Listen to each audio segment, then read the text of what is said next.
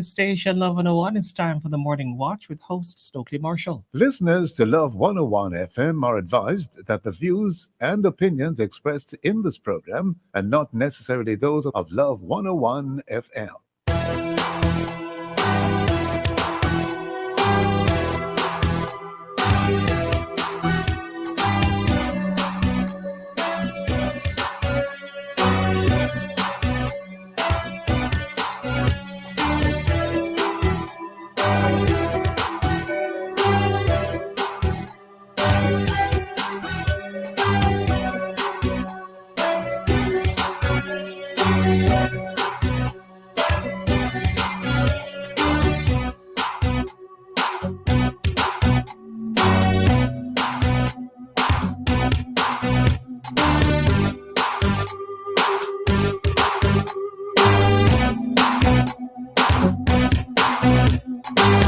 Well, a very good morning to you. Welcome to the Morning Watch for today. It is Tuesday, December 21, 2021.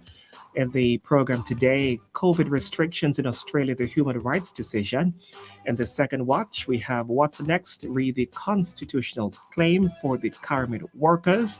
And the feedback question today, how do you think human rights should be dealt with in the light of any COVID restrictions? The quote for this morning, when your will, it's God's will, you will have your will. When your will is God's will, you will have your will. Charles Spurgeon. Take a break. When we come back, Stokely will have the conversation just for you.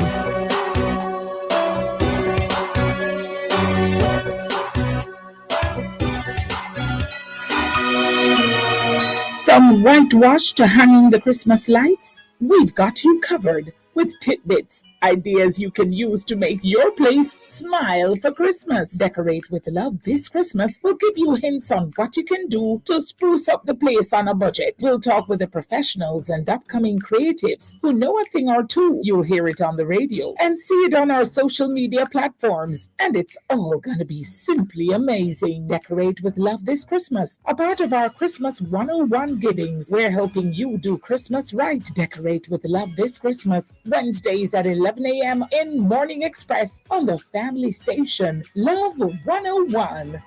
More ways to win big this Christmas. The more you watch, listen, and stream with your favorite digital apps, the more chances you have to win from thousands of prizes. We're talking prizes of 500,000 and so much more. Not to mention a special Boxing Day prize of tickets for two to a Copa destination of your choice. Simply listen to your favorite Christmas carols in D-Music, watch movies in Play Go, or connect with friends in BIP to be a winner. Shake to win in the My Digicel app today. Digicel, better together this Christmas. Visit digiceljamaica.com for terms and conditions. Authorized under Section 58.3 of the Betting, Gaming and Lotteries Act. Promotion valid November 19, 2021 to January 13, 2022.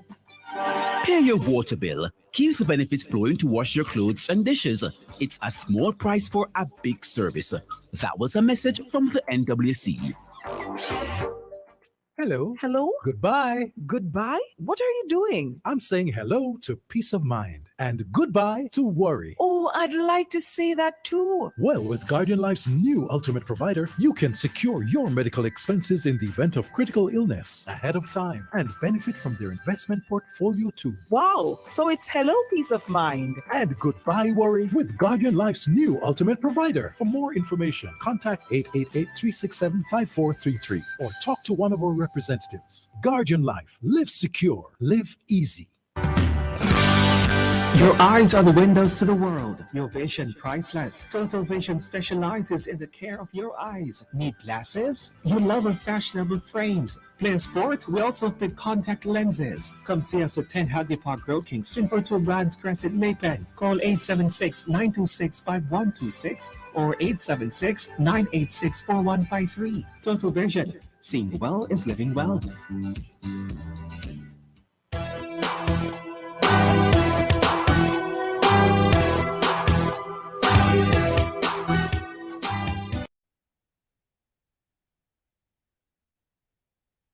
Welcome back to the Morning Watch. I'm your host, Stokely Marshall. We are in the main watch and we are looking at the COVID restrictions in Australia, the human rights discussion, and listeners by now, or at least many listeners, would have become quite familiar with a litany of news reports coming out of the great country of Australia and one of the liberal democracies of the world. And persons are beginning to ask themselves, is it still a liberal democracy in the way we knew it? Because they have implemented quite a number of measures in relation to COVID-19, and some persons are complaining quite a bit about the nature and the type of these measures. We have online this morning to have a discussion around this. We have the public defender of Jamaica, Arlene Harrison Henry, and we also have Reverend Basil Hanson, who is a founder of MTM Television and who describes himself as a Christian activist. Good morning, Reverend Hanson. Good morning, Miss Harrison Henry. How are you both? Morning, Stokely. Good morning. I'm good. Reverend Hanson? Good morning. You're not hearing me, Stokely? Good morning. Miss Harrison Henry? Check off the camera. Let me see what's happening. Check off the camera. Yeah. I'm not sure if we're hearing them. Let's make a minor adjustment to this to see if there's something we can do to correct this, what appears to be a connection issue. Reverend Hanson, are you with us now? Okay. Put it on. Reverend Hanson, can we hear you? Yes, morning. Yes. You hearing me now, Stokely? Oh, Reverend Hanson, we have you on now. Okay. Yes, good we have you on now. We don't have the public defender quite yet, but we have you on, and I'm hearing you now. Yes. Are you hearing me, Reverend? Yeah, man, I'm hearing you loud and clear, Stokely. Okay, great, excellent. I just want to make sure we're okay where that is concerned. Yes. Now, we want to have on the public defender as well, because we want to look at things from a legal human rights perspective. In fact, I will say, to some extent, I've been sort of wondering where are the voices from the human rights advocates, but there's an overwhelming volume of information, sir, coming out of Australia, which anyone can find it online, concerning what has been described, not me saying so, this is what you read online, draconian measures being used in parts of Australia. As many persons may know, Australia is made up of several areas or provinces, and they each have their own the state government, their own political leaders for their relevance. Yes, and there have been a lot of complaints. In fact, persons have suffered restrictions in terms of how far they can go from their home, what distance they can go from their home, in terms of maybe taking a walk or, buying groceries. And there's the existence of facilities to isolate persons who are unjabbed, and they are referred to as Medi hotels, for example. And there is the alleged crackdown on even planning to engage in a peaceful protest, and reports by Australians who complain of the arbitrariness of some police officers. We have not been hearing too much from some of our human rights practitioners, not all, but some have been hearing from some of them. And the question is, are some world governments going a little bit too far in terms of these measures? Are they breaching people's human rights? I don't know if we have the public defender now on, but if we do have her on now, we would love her to comment. If not, we'll go straight to Reverend Hanson. Ms. Harrison Henry? Yes, I'm here. If she's on, we're not hearing her quite yet. Reverend Hanson, any thoughts? Yes, well, Stokely, I never know I would live to see these days. You heard about, the German issue with the Nazi and all of these evils that took place way before our time. But, as I day after day contemplate this COVID issue, you can't help but ask yourself if everything is all about our health. I know there is a health issue, with COVID, but I think a number of our governments have gone too far in trying to, as we say, curb the spread of COVID-19. And in doing so, a number of our rights have been suppressed. We can't speak freely. A lot of people have allowed fear to take them over. So we live in a world right now that is very fearful. If you speak, if you're not saying the same thing as everybody, get vaccinated, you are seen as an outcast, you are seen as dangerous, you are seen as just not worthy of living in society anymore. And that for me is just a very dangerous place to be. Yes. And there are protests across Europe as well. We have the United Kingdom, Spain, Germany, Austria, and even close to home, there were reports of protests in Guadeloupe, where there were even some reports of fires. And very recently in St. Vincent, there are some public servants there who recently protested job losses for not taking the job. And what do you think citizens of these countries, in various countries, are trying to say where their human rights and their livelihoods are concerned? What are people really trying to say, Reverend Hansen? It's clear. The fact that they are protesting is they are saying we are not for it. We are not going to support mandates in terms of vaccination. I don't have a problem with people wanting to take a vaccine. I really don't. I believe that if you want to be vaccinated, you should take your vaccine. But I also believe that if you don't want to be vaccinated, you should not be forced, and you should not be labeled as anti-vaxxer. You should not be labeled as the scum of the earth. I think, there are persons who are divided. We are so divided right now. I recently, somebody was having a function, and, they invited some persons. And one of the questions one person asked is, everybody coming vaccinated? And so once we begin to do that, you're dividing the country, you're dividing. And once you divide something, it's get weak. So we can't afford, we have to find a way to live, with each other in spite of our differences. In fact, a question that someone asked recently was, in terms of whether you're vaccinated, in terms of can you attend an event, someone posed a counter question: do you have to be vaccinated to vote in the national elections? And no one answered that question. Nobody answered that question. Well, but I mean, to an event, attend an event, the question was being asked: are you vaccinated? Stokely, it is going to be, it's just a very sad day. And even, we're creating a whole new, different society right now. There are those who feel privileged because they are vaccinated, and those who are not must feel like, we can't afford this kind of society where some people, because, and we're not being reasonable, because I would say to those who are vaccinated, if I'm not vaccinated, I should not be a threat to you, because you are supposed to be protected.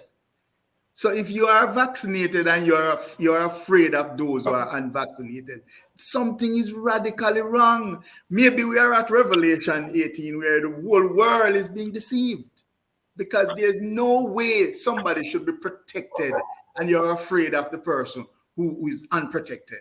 No.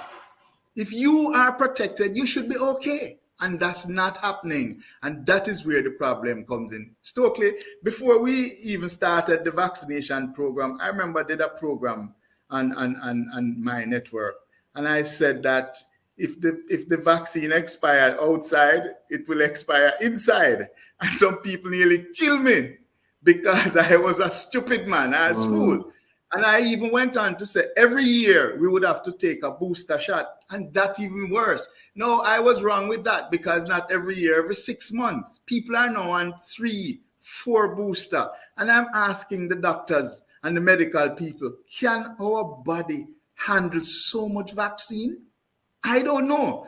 I mean, in less than a year, some people are on 4 shots. Can we handle so much vaccines? I don't know. I'm going to ask the pause. I'm going to ask the pause there, Reverend, because we're upon a break. Stay with us, listeners. We will be back on the Morning Watch. Between 2015 and 2020, there were 74,455 reports of child abuse in Jamaica. Report child abuse. Call 211. The time brought to you by the Child Protection and Family Services Agency is 7:16. There are a million reasons to want to own a home. I want more space for the children. I am tired of paying rent. My wife and I want an investment. Go from future plans to keys in hand with an NCB mortgage. Get rates as low as 6.95%, 100% financing, and up to 40 years to repay. Plus, get the life insurance and home insurance you need all in one place. Visit myhome.jncb.com to get started. Conditions apply. Open up this at the time of the year. Flow up and spread the Christmas cheer. To everybody whether far or near. Flow make a Christmas party around here. Get amazing gifts when you activate a 5-day or higher unlimited data plan or add your mobile to your home internet. Check your text messages and click the link to open up your gift. From LTE tablets, supermarket vouchers, smartwatches, TVs, and much more. Get a gift every time. Christmas comes alive. Look for your gift, them must arrive. Open your woman's internet or mobile plans and a Christmas gift text drop in your hand. Christmas are the sparkle, you know? Make it happen with Flow. Conditions apply. Authorized under Section 58(3) of the Betting, Gaming, and Lotteries Act. Rent, groceries, car repairs, school fees, bills. You have 100 things you need money to do. Well, Singer and Frigidaire want you to have 100 to do them all. Shop at Singer from October 29 to December 31 and purchase any Frigidaire item valuing $25,000 or more, and you could be one of 20 winners of $100,000. $2 million in prizes. Grand draw January 6, 2022. One winner per store, and it could be you. Conditions apply. See the press or Singer online for details. Authorized under Section 58(3) of the Betting, Gaming, and Lotteries Act.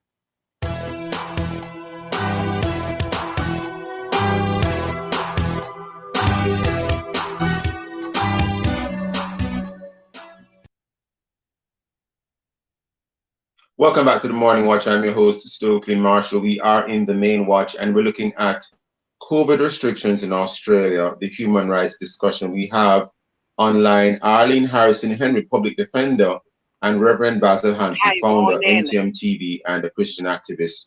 And I believe we now have online, or we have had online for a couple of minutes, Arlene Harrison Henry, public defender, but unfortunately, we were not hearing her initially.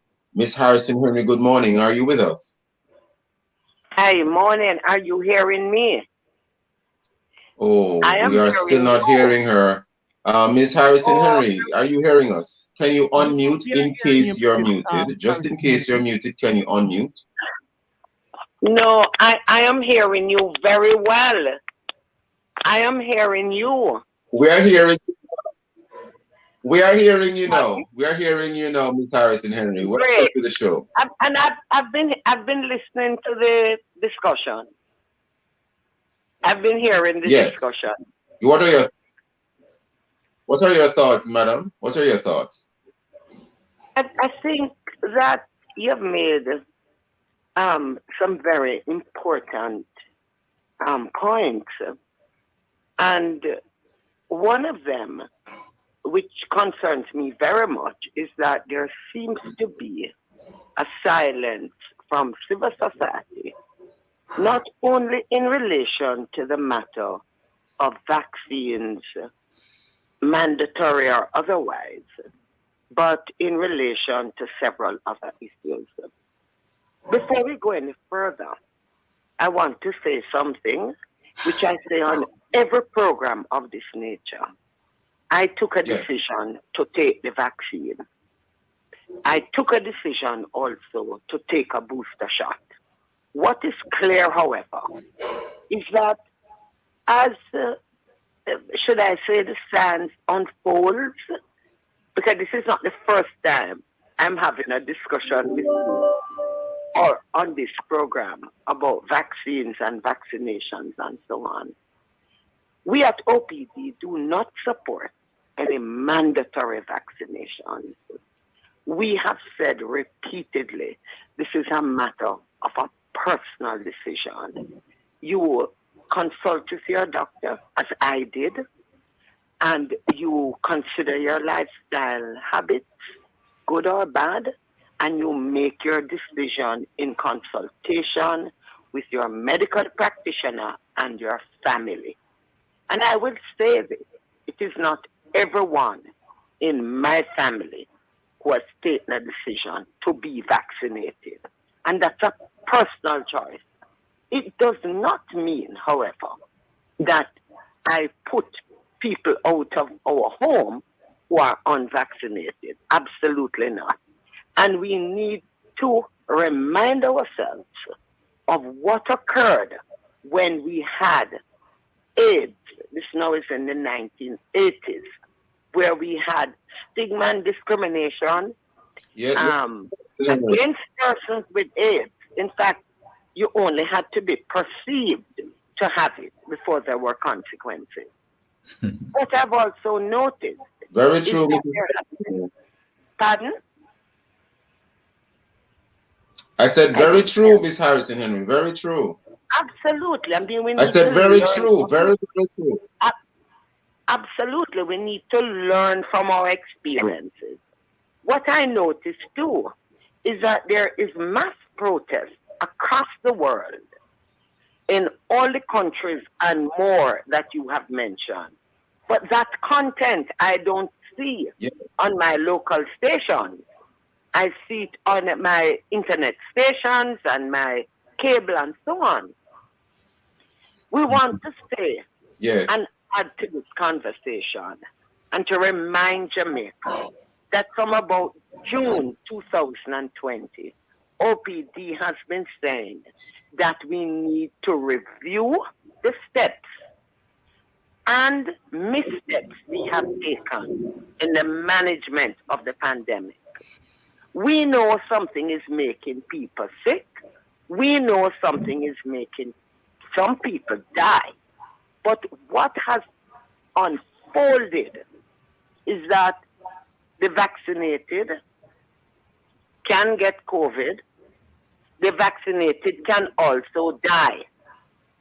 But the science says it is to offer some measure of protection. All of that, we continue to examine and review as the situation unfolds across the world, because these vaccines are not the childhood vaccines that we have taken. They are a new vaccine. Yes, they have been developed over a period of years, but it is the first kind of distribution in the arm of human beings on this massive wide scale, and we are seeing responses in different ways. Now, why it is important to do a review? It is critically important to do a review that as a country that has faced this mammoth challenge that has led to unprecedented restriction of rights, we need to look and examine, were these steps that were taken justified? Were they proportionate to the threat that we face?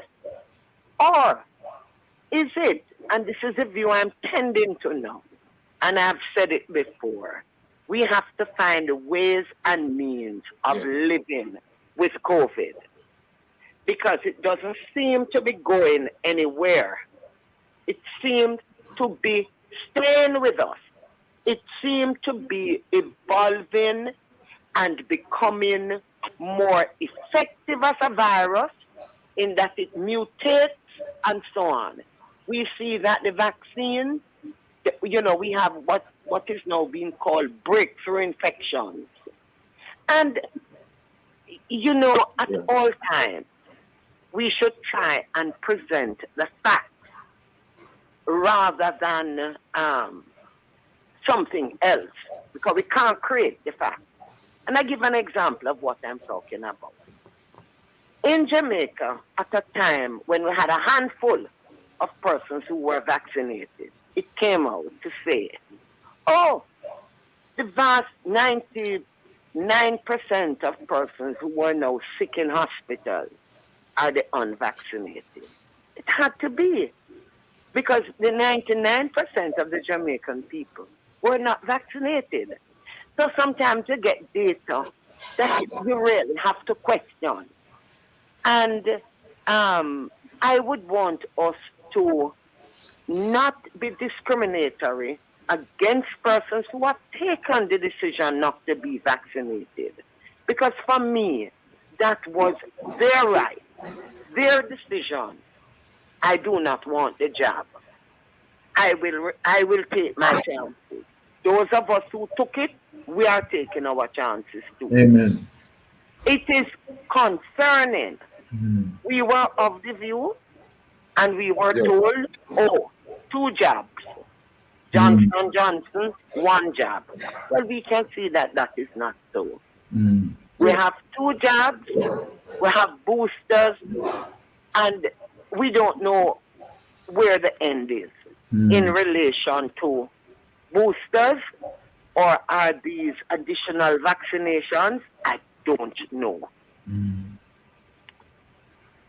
Yes, we wait to see. And in fact, as you indicated, the technology, the mRNA technology had already existed prior to all of this, but it's the first time it's being used in these vaccines. I think that's what you're saying, Ms. Harrison Henry. And I think you're also saying that the Office of the Public Defender is not in favor of mandatory vaccination. It should be a personal decision, and one should guard against and ensure that there's no stigma and discrimination against persons who are unjabbed, unvaccinated, as the case may be. Absolutely. We're one people. We're one set of people. Yes. And it can't be, you know, we have... Understood. I want to quickly... I was saying that we have 2 Jamaicas in many ways. Social and economic. I want to raise this before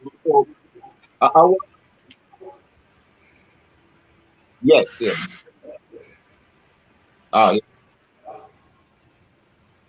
There is a lag in the communication, because I think we will be on the phone while we're on live stream. But I want to quickly raise this before we wrap today. Any comments from either of you on what appears to be a continued trend here in Jamaica to exclude the unjabbed from certain types of events? And is that a human rights violation, a human rights matter? Because human rights usually preaches inclusion and not exclusion. Reverend Hanson, any thoughts before we go back to Ms. Harrison Henry? Yes, Stokely, thank you. As I said, I am very troubled Reverend by this Hanson, kind of behavior. Are you You're not hearing me? Hearing me? Yeah, I'm troubled by this kind of behavior, Stokely, because as I said before the pandemic, we are hearing you. Yes, before the pandemic, we were all one. We could all go everywhere, anywhere. And to see that a sickness or an illness could bring this kind of separation, it tells me, boy, something is radically wrong with how we think and how we behave as a people. We are very selfish, and those who have the job feel they have gotten their passport to heaven. And those who don't have the job, they have had their ticket to hell. Happily. I want to bring in the public defender again. Madam Public Defender, any thoughts on that? I think much depends on whether I'm not sure if we're hearing her or if she's muted. Go ahead, Are you here? We're hearing. Pardon? Go ahead. We're hearing you loud and clear. I think much depends on who is hosting the function. If it's a privately held function, for instance, if you have a function and you say you only want vaccinated, I can understand that. But on the broader level, I would say it would be wrong to exclude persons from the functions. I'm of the view that the protocols that have been developed of mask wearing, social distancing, and hand sanitizing have held us fairly well. We also said, very early in this pandemic that it's a scientist who needs to lead us on this. Only the scientist who needs to lead us on this. Only the scientist who needs to tell us and influence the decisions that are taken as to whether or not, for instance, to restrict going to particular functions, the number of persons going to functions, and so on. Having said all of that, though, I'm of the view that this new variant is I think we're way totally more out. transmissible. I think we're totally out of time, Madam Public Defender. Way more efficient. And I would recommend caution. I think we're totally out of time, Madam Public Defender. We were trying to not cut you off. This holiday. Our health services were never Yes, I think we're totally very well resourced. And I'm not talking about the quality of our doctors Yes. and nurses because they are of high standard. I'm talking about space in hospital. I'm talking about resources in the hospitals. physical resources. I'm talking about basic machineries in hospitals. So it suits all of us to stay away from a place named hospital. But Madam Public Defender, so we need to follow the protocol. We need to curb unfortunately, we are way over time. to be socializing, party loving, and outgoing set of people. We need to kind of keep ourselves quiet over the holiday period and doing only that which is necessary. That is what I would say. Madam Public Defender, we're totally out of time. I think we're at least a minute or so over time, over the limit. We have to end it there. Can't get any more comments in. I do hope that there is no more stigma and discrimination in this area at all. I would say that from a personal level. I want to thank both the Public Defender, Arlene Harrison Henry, and Reverend Bassett Hanson for being with us in this first watch. Stay with us, listeners. We'll be right back. Thank you for having us. Now with no processing fees and no down payment, it's time to open the door to your own sweet home. The time by JN Bank is 7:33. For your fashionable men's clothing and accessories at reasonable prices, trendy statement pieces located at shop number 4, New Lane Plaza, Constant Spring Road. Follow us on Instagram or Facebook at Statement Pieces. Telephone number 876-414-0074 or 876-868-5436. Be your own brand. Everyday living, we make it worthwhile. Real people, real value. Oh, what a style! From kitchen to bathroom, a whole heap of tile. Home and things for everyday living. Nice up your home, fix up every room. Shop every day, shop real value. Fixtures and faucets to catch your eye. We have the options, we have the style. Everyday living, so versatile. Real people, real value. Oh, what a style! Lowest price guarantee on everything you see. Home and things for everyday living. Between 2015 and 2020, there were 74,455 reports of child abuse in Jamaica. January to June 2021, 1,203 reports of sexual abuse, 1,465 reports of physical abuse, 2,528 reports of neglect. Report child abuse. Call 211.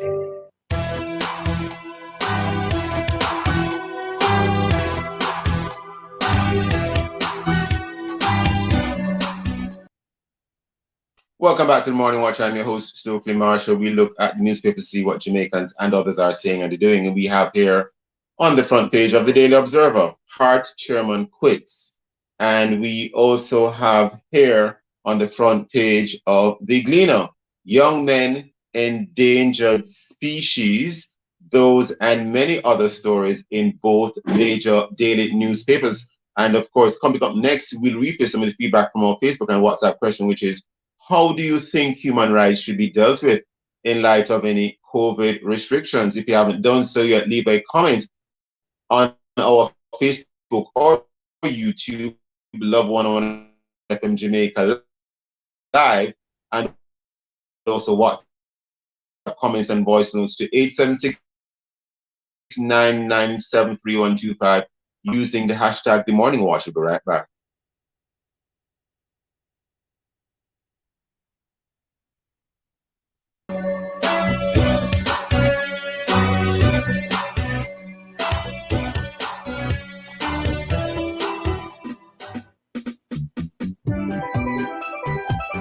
How do countries around the world celebrate Christmas? Well, from colorful tradition masquerades in Nigeria to eating the king's cake in France, Love 101 takes you on a journey around the world, and we will hear just how various countries celebrate this time of year. Join us as Kim Lee, Nadine Blair, and our youth ambassador, Shavani Blair, sit with a few ambassadors from various countries, and they are telling it like it is. The unique details of how their country celebrates Christmas. Christmas with the ambassadors. How do other countries celebrate Christmas? You just might learn something. Christmas with the ambassadors. Monday, December 20 to Thursday, December 23 at 9 a.m. in Love in the Morning on the family station, Love 101.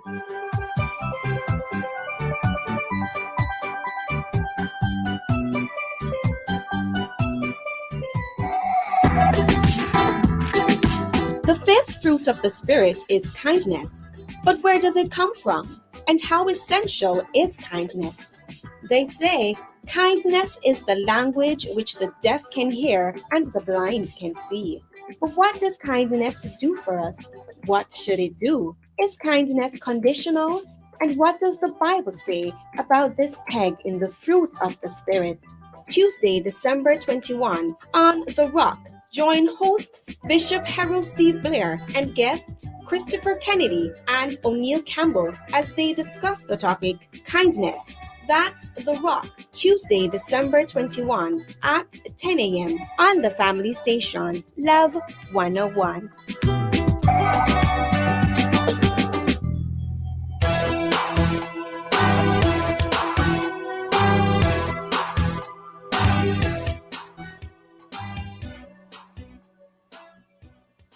Welcome back to the Morning Watch. I'm your host, Stokely Marshall. We move into the second watch.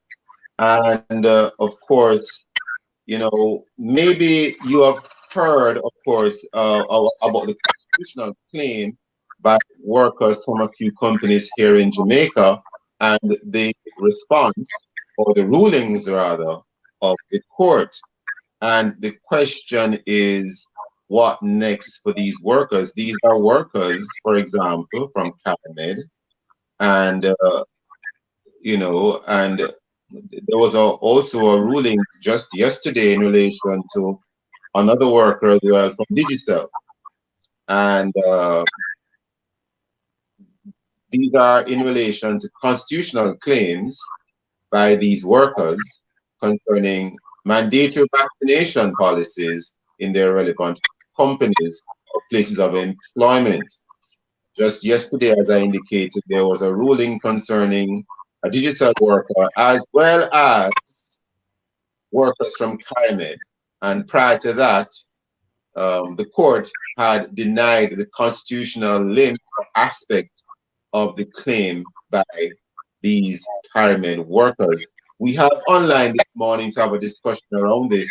Mr. Wendell Wilkins, attorney at law, and Mr. Wilkins, are you with us online? Good morning, Mr. Wilkins. Yes, I am here. Good morning to you and your listeners. Great having you, sir. Great having you. Now, first of all, just for the benefit of the listeners, I just want to separate the various matters. Some days ago, earlier on in this month, there was the refusal of the constitutional claim by some workers of Paramed. In other words, the court indicated or ruled rather, and I'm paraphrasing clearly, that there was no constitutional claim in relation to the vaccine mandates of the company. So the constitutional aspects of the work of the claim by the Paramed workers was denied. It doesn't mean that they don't have a case to put forward or to litigate concerning contractual issues, but in terms of the constitutional aspects or limb of the case, that was denied. Then just yesterday, for the benefit of the listeners again, just yesterday, in response to clearly an application by these workers concerning whether there should be a pause or a hold. I'm trying to use language that everybody can understand, whether they're a counselor or not. In other words, there was an application to put a pause or a stay on the need for these workers, or the requirement rather for these workers to subscribe to the rulings, to subscribe to the rules of the company or the companies, that they ought to be vaccinated or take COVID tests at regular intervals at their expense. And the court ruled against that. And the court ruled that these employees must comply with COVID vaccination or routine testing at their expense until the substantive matters are dealt with and heard in court. I just wanted to make that abundantly clear for the benefit of our listeners. Now, so Wendell Akins, can you assist us, sir? What are your thoughts on yesterday's court rulings in terms of the workers at Paramed and Digicel concerning these VAX cases? Well, the position is that the two rulings, one on the constitutional application and the second set of rulings regarding a stay of the mandate requirement for vaccination, are first instance judgment. And therefore, for everyone paying attention to this matter, it doesn't mean that the judgment of the court is final and everything is settled. So all what was before the court and the relevant law and also the final orders of the court can be challenged and can be varied by the appeal court if the matter goes to the appeal court. So for anybody to start jumping in terms of being an employer, or anybody feels depressed and defeated, they ought not to be so. Secondly, all of these cases, and we are talking about the Paramed case and the Digicel case, are determined on their own facts. And therefore, every single case where there's a vaccine requirement or a testing requirement at the workplace, one has to look at the facts of the particular case, the circumstances. So it is not a situation of one case fits all. And then now, one has to go into a very important factor. What is the applicant, the aggrieved worker or employee, putting before the court? If the employee puts before the court insufficient evidence that the court says that they want to have in order to make a ruling to dispose of the matter in favor of the applicant worker, then there might be problems there. So one has to look at the matter as a process of understanding what are the rights and the duties of the employee and what are the rights and duties of the employer in respect of the workplace and making it safe. we're almost upon a break already. In fact, we are upon a break now. Mr. Wilkins, I'm going to ask you to just hold your further thoughts until we return. Listeners, please stay with us. We'll be right back on the Morning Watch. This is Love 101. It's 7:45. You know how Jamaican people do everything extra, right? So why should planning your retirement be any different? Introducing JNGI Silver Shield. 2-in-1 coverage for motor vehicle and home including contents. See? Extra! Imagine 25% JN member discount, emergency roadside assistance, accident forgiveness up to $1 million and more. JNGI Silver Shield. Exclusively for members of the Caribbean community of retired persons. Visit jngi.com. JNGI. We'll help you find a way. A member of the JN Group. Watch and listen to win big this Christmas with any Digicel Prime bundle. Stream all the music you want on D-Music. Binge Christmas movies in Play Go. Watch NBA games in Sportsmax, all while on the go, without using your any use data. Enter to win grand prizes of $500,000. A brand new Samsung TV with an entertainment system, or 1-year free service with a Samsung Note 20 Ultra. Buy a 7-day Prime bundle for $850 today. Digicel. Better together this Christmas. Visit DigicelJamaica.com for terms and conditions. Authorized under Section 58.3 of the Betting, Gaming and Lotteries Act. Promotion valid November 19, 2021 to January 13, 2022.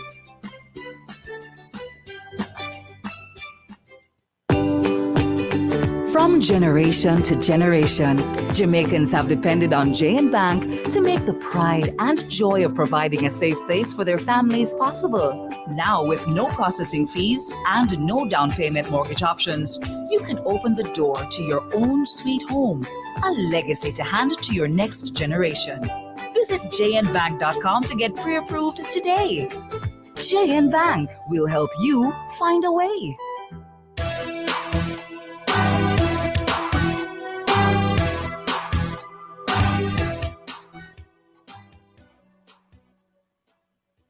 Welcome back to the Morning Watch. I'm your host, Stokely Marshall. We are on the second watch. Our guest is Mr. Wendell Wilkins, attorney at law, and we're looking at the topic of the recent first instance constitutional ruling concerning pyramid workers.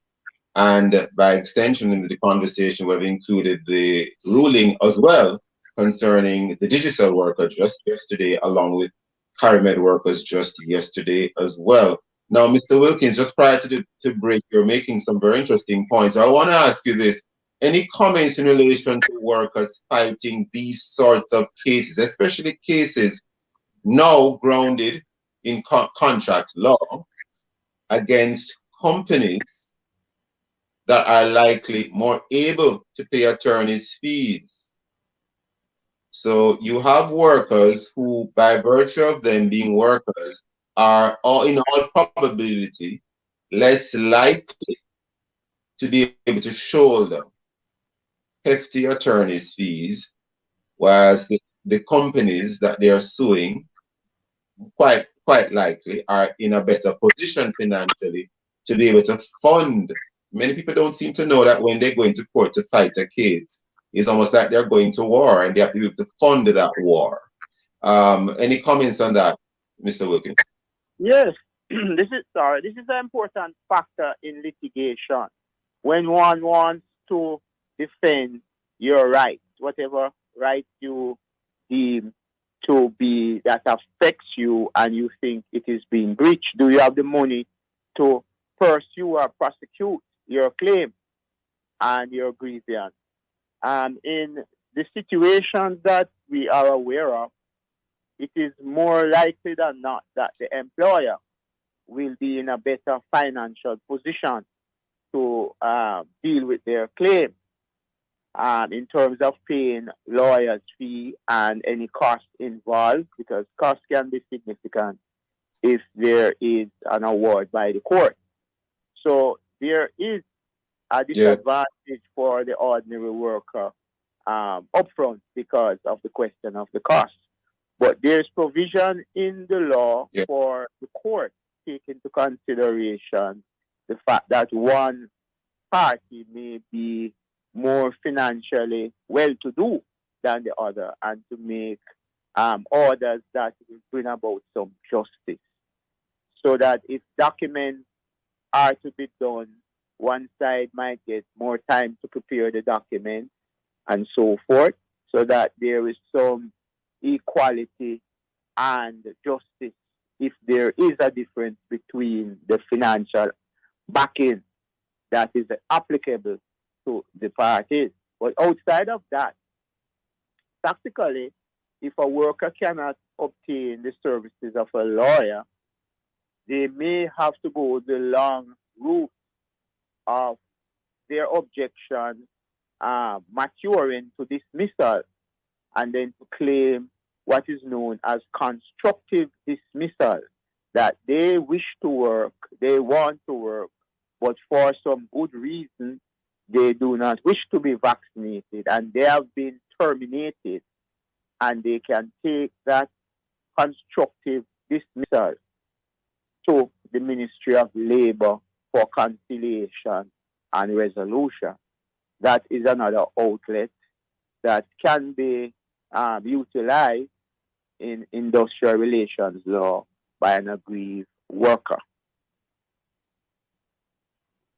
So in other words, it's just for clarity, you're saying that rather than take the matter to court, they can continue in their employment, not file any lawsuit, continue to object to the restrictions, and when they find themselves ending up without a job, they can then plead constructive dismissal and seek remedies directly to the Ministry of Labor. That's what you're saying? Yes, that is one route that can be utilized by the workers. Presently, the cases by the worker have not matured to that extent as yet. The workers are complaining that they are locked out, so to speak. They can't function. They are ready and willing, and none of them have been dismissed constructively as yet. But if that happens, which I suppose will happen eventually, because the worker cannot remain out of the place of work without a salary forever, then the matter of constructive dismissal will be another front to have the dispute resolved. Now, I want to quickly look at today's Gleaner. You know, today's just today, printed just today. Vaccine ruling, a path to employee abuse. Say unions. It's on the front page of today's Tuesday Gleaner, December 21, 2021. I won't read all of it. I'll read a little bit of it. Seasoned trade unionist Granville Valentine says Monday Supreme Court ruling, Monday meeting yesterday, ruling to deny Digicel Jamaica and Caramed Limited employees reprieve against the implementation of mandatory COVID vaccine policies pending trial will result in the wanton abuse of workers' rights by employers. Very strong language by Mr. Valentine. Then St. Patrice Ennis, the General Secretary of the Union of Technical, Administrative and Supervisory Personnel, said the ruling should have factored in medical and religious exemptions, pointing to one of the Caramed employees who was pregnant at the time the application was filed. And I'm also going to look at the comments of Attorney at Law Gavin Goff of the law firm Masbridge & Gordon, which represented Caramed, and he described the ruling as a big victory for Caramed, which he represented in the matter. And it goes on to say, well, other comments made here in the article, a quote, employers have a duty, and these would be the words of Mr. Goff. Yes, these are the words of Mr. Goff. Employers have a duty to protect their workers. They have a duty to protect their business. It goes on to say, or he goes on to say, it is reported, workers also have a duty to protect their co-workers. So the notion of abusing anybody is really not sustainable. And Mr. Goff said several other things, but we don't have the time to read everything. And I'll read a little bit of what it is reported the court said. The name of the judge is Miss Justice Wint Blair. And she's quoted as saying here, the prejudice to the defendant will take the form of exposure to potential liability, immeasurable risk to the health and safety of its employees and its human resources, she's reported to have said. Now, clearly, we're not in any way disrespecting the ruling of the court. We respect the ruling of the court. However, do you have any comments? And in fact, that is why matters can be appealed, because you respect the ruling of a court, but you might nevertheless appeal it. Mr. Wilkins, any comments in relation to what the bits of news that I just read there a while ago from the Gleaner publication? Yes, sure. First of all, many of the workers that may be aggrieved and affected by the vaccine mandate and testing requirements at the expense of the worker are represented by trade unions and staff associations. So they can represent and finance those aggrieved workers. The other point too is that each case turns on its own facts. And therefore, as we have said earlier, one case, as the Caramed case and the Digicel case, cannot be used as a final precedent in settling the law. And certainly, if a worker believes that the ruling is unfair, unreasonable, or is not supported by the law, or the judge has misinterpreted the evidence that is presented to her, then there is the route to appeal.